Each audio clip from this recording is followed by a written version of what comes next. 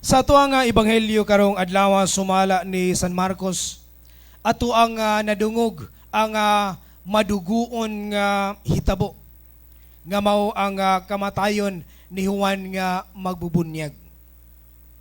Ug ang matang sa kamatayon nga nahiuguman ni Juan nga magbubunyag mao nga gipapunggutan siya o gipapulungan siya sa iyang ulo. Majority sa ato ang mga senses anaa nahimutang sa ato ang ulo. Ang ato ang sense of taste, sense of smell, sense of hearing, sense of sight. Ingon man ang ikaunom nga sense nga mao ang common sense o sentido komon.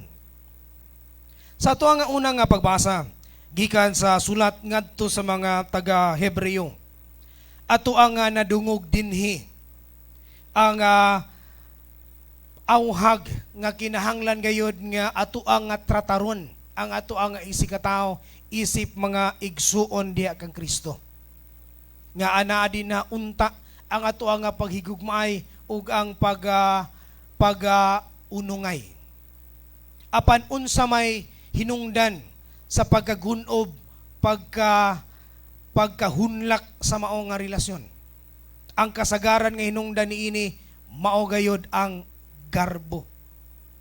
Mabitaw nga aduna kitay termino nga ang pagdako sa ulo. Bot pasabot nga midako ang ato ang garbo. Ug mao gayud ni siya ang makapaguba sa nagkadaiya nga mga relasyon. Mao nga mga kaigsuonan, si Juan nga magbubunyag, wala siya'y lipod-lipod sa pagsulti sa kamatuuran.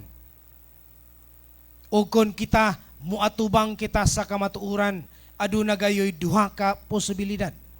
Una, mamahimo kita nga gawas nun, kung ato ang dunggon, ato ang angkunon ang mao nga kamatuuran. Kay kung ato ang dawaton ang mga kamatuuran, ato ang matulid ang ato mga kasaypanan, ato nga maangkon ang ato ang mga sala, ug mao ni siya makapatubo sa ato ang pagkatao ug sa ato agayod nga pagka-Kristyanos. Apan kung magdumili kita sa pag-angkon niini nga mao nga kamatuuran, mao ni siya makapahisalaag nato ug mao ni siya makahatod nato sa ato ang kaparutan ug sa ato ang kalaglagan. Kay mabilanggo man kita sa ato ang kaugalingon nga delusyon, mabilanggo kita sa ato ang kaugalingon nga garbo, mabilanggo kita sa ato ang kaugalingon nga ilusyon. Matod pa ni Friedrich Nietzsche, miingon siya nga some people don't want to hear the truth because they don't want their illusions destroyed. Dadaghang ng mga tao nga dili makagusto nga makadungog sang matuuran. Tungod kay dili sila mamahimo o kagustuhan nila, dili sila gusto nga maguba ang ilang ilusyon. Ug mao ni siya ang nahitabo ni Hari Herodes. Tinuod gamhanan siya sa iyang dapit. Apan daw ang iyang gahom walay bili. Tungod kay ang tinud-anay nga gahom supposedly ato ani siya nga gamiton paghatag og kagawasan sa tao. Ang tinud-anay nga gahom paghatag ni siya og protektar sa dignidad katungod sa tao. Mao nga si Hari Herodes na nahimo nga na-discolored ang iyang decision making. Tungod kay nagpasulabi man ang iyang garbo. Mao nga wala na siya'y kahadlok sa Dios. O kung wala gani kita'y kahadlok sa Dios, mamahimo gayod nga wala kita'y respetar sa kinabuhi sa tao, dignidad sa tao, katungod sa tao.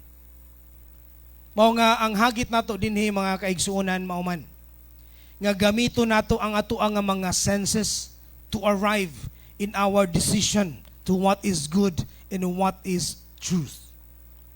Kay kung dili kita makatranscend beyond our senses, then kining ato ang mga senses is just a mere faculty.